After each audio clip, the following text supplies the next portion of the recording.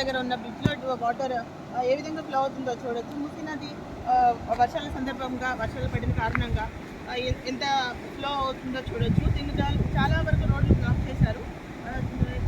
Bridge overflow అయిపోయి bridge నుంచి water flow అవుతుంది.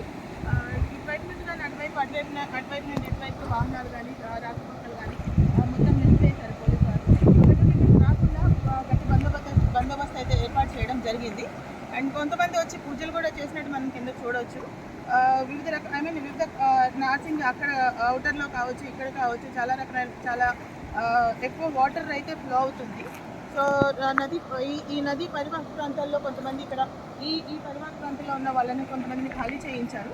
సో సేఫ్ సైడ్కి వేరే ప్రాంతానికి తరలించడం అయితే జరిగింది. ఒకసారి నది ఎంత ఓవర్ఫ్లో అవుతుందో, ఎంత ఫాస్ట్గా ఫ్లో అవుతుందో, ఎంత ఉధృతంగా ప్రవహిస్తుందో మీరు చూడొచ్చు.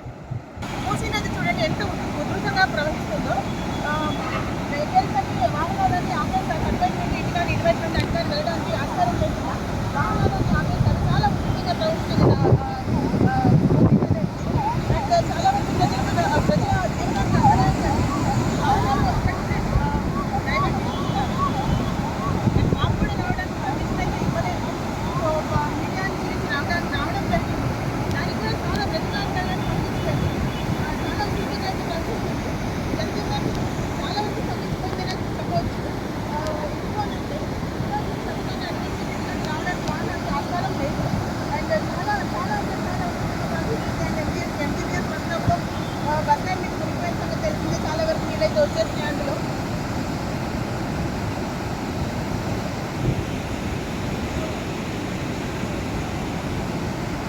ఈ కారణంగా చాలా ట్రాఫిక్ అయితే జామ్ అయిపోతుంది. ఇంకా వర్షాలు మళ్ళీ 4 రోజులు వర్షాలు ఉన్నాయని చెప్పొచ్చు.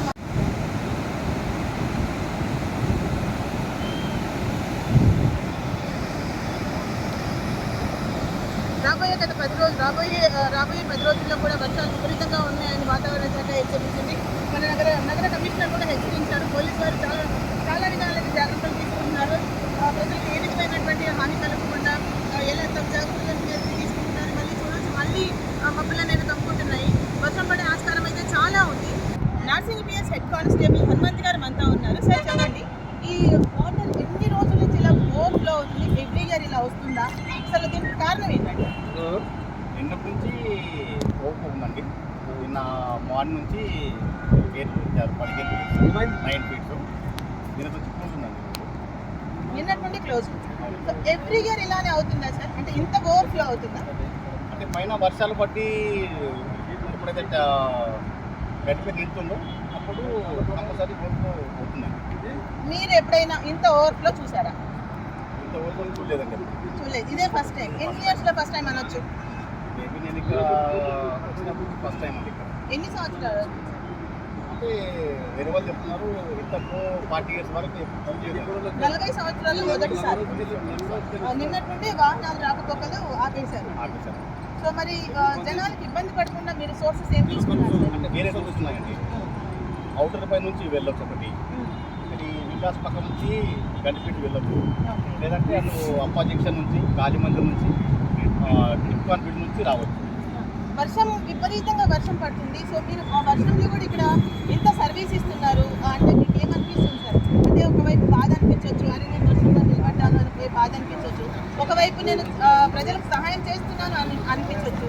మీరు ఎలా ఫీల్ అవుతున్నారు? బాగా లేదండి, thank you so much sir. అందుకే మన పోలీస్ వ్యవస్థ మనకి పోలీసులు అంటే ప్రజలకి వ్యతిరేకులు కాదు, స్నేహితులు అన్న దానికి మీరు నిదర్శనం అండి. Thank you so much sir.